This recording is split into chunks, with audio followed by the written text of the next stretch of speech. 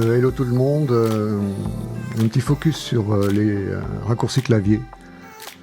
Commande en anglais, je dis en anglais parce que moi j'ai gardé Logic en anglais.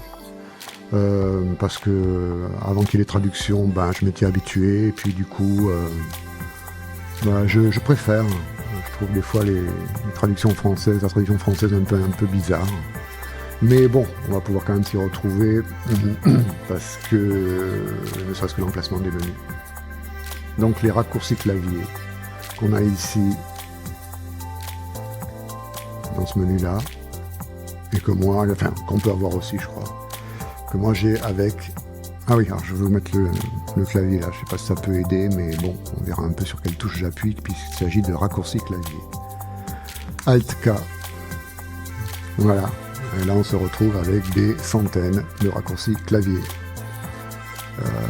qui sont programmés d'une certaine façon, sortis d'usine, on va dire, mais qu'on peut customiser à loisir. Et moi, ça fait longtemps que je les ai modifiés, donc pour plein de fonctions, ça n'a plus aucun rapport avec Logic quand il sort de la boîte, en quelque sorte.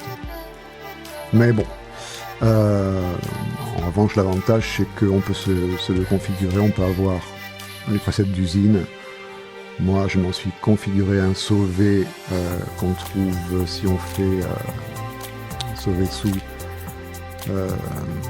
dans Audio Music App et Command. Voilà, ça c'est le mien. Alors, ce qui est intéressant, c'est si on va bosser chez un collègue qui a Logic et ses propres raccourcis clavier, on peut amener le sien, son fichier sur une clé USB ou lui envoyer par mail. Et si on est censé travailler 1 heure sur sa station, bon, autant charger ses propres raccourcis, sinon on devient fou, quoi. Avec les gestes automatiques, ça devient n'importe quoi. Et évidemment, avant de faire ça, autant sauver les siens, parce que sinon c'est lui qui va être très énervé après. Donc ici une fonction pour sauver, et puis on peut se faire plusieurs presets de toute façon, quoi. Donc il y en a tout plein. Je bosse beaucoup par raccourci clavier.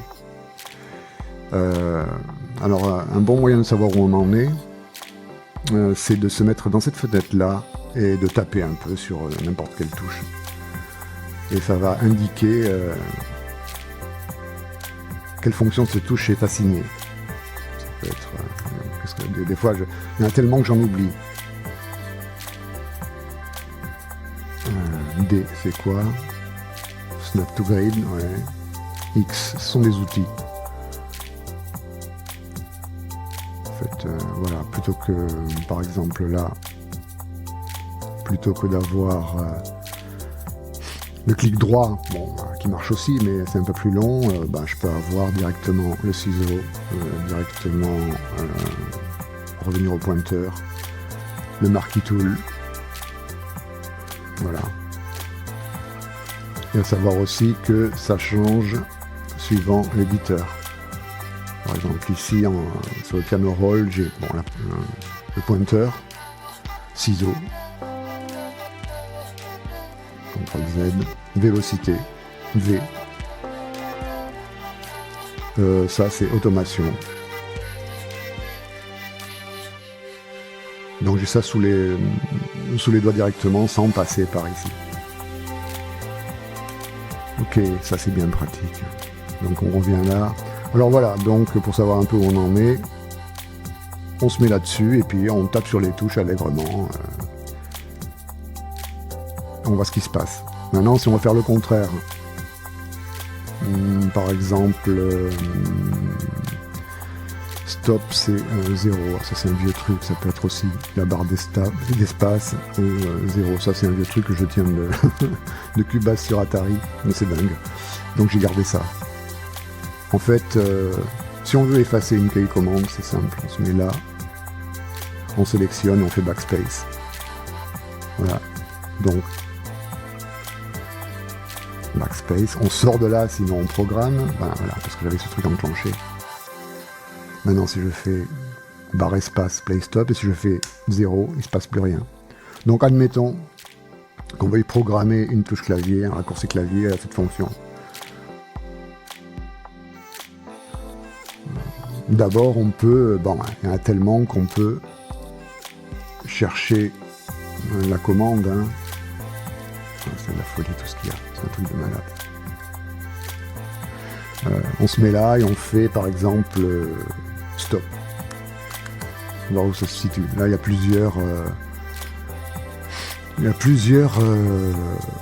cas de figure, quoi. Le stop classique, play stop. Voilà. Donc c'est celui-là qui nous intéresse. Alors si on veut programmer un raccourci clavier, on se met là et on fait learn by, apprendre par touche. Là, je tape sur et c'est bon. Maintenant, c'est programmé. On va sortir de ça, sinon on voit pas tout. Les petites astérix là, astérisques. Voilà, je laisse la souris pointée, ça m'indique que là où il y a une astérisque, ça veut dire que c'est la fonction est seulement available, disponible sur quai commande. C'est-à-dire qu'on ne va pas la trouver dans les menus. Et il y a plein de fonctions qui ne sont disponibles que avec des raccourcis clavier. Tout ce qui est répertorié avec une astérisque.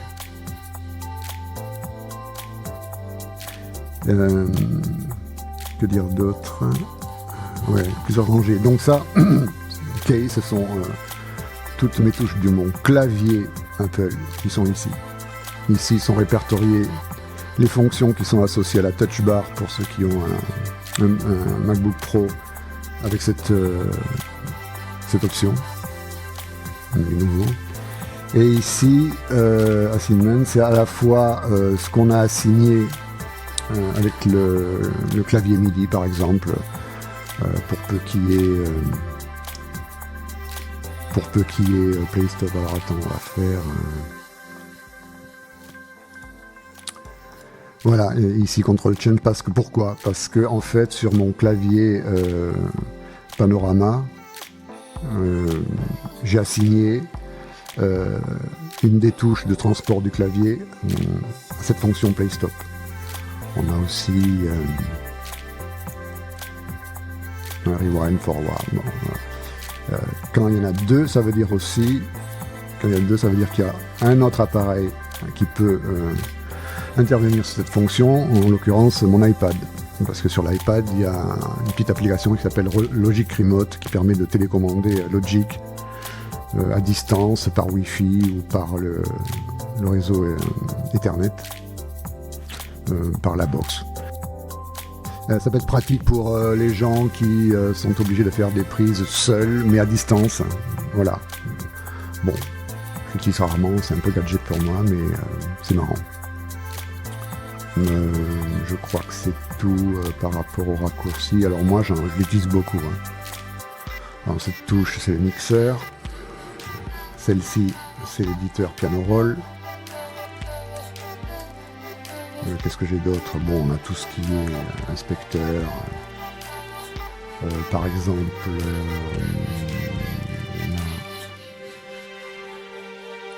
qu'est-ce qu'on a d'autre? On a les zooms. Ça peut être pas mal. Z. Qu'est-ce que j'ai d'autre? Une barre de transport pour gagner un petit peu de place. Tiens, je peux l'enlever là. Le notepad ici. Enfin, tout plein de trucs. Qu'est-ce que c'est? C'est l'inspecteur aussi, mais en fenêtre flottante, ce qui peut être pas mal parfois quand on veut avoir beaucoup d'espace et qu'on n'a pas envie d'en perdre avec l'inspecteur, par exemple. Là, simplement E et j'ai mon inspecteur.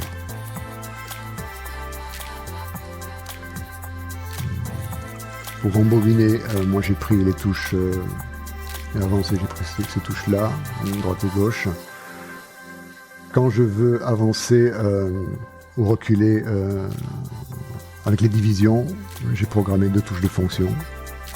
Ça peut être pratique aussi. Et plus large encore, ces touches de fonction, enfin ces touches plutôt, c'est pas de fonction, mais ces touches pour naviguer avec les marqueurs. Très très très très pratique. Enfin bon, une foule quoi. Hein.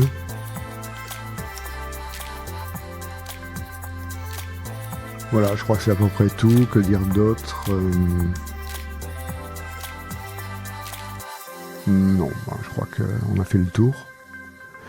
Voilà, ce sera tout pour les raccourcis clavier. À bientôt. Ciao.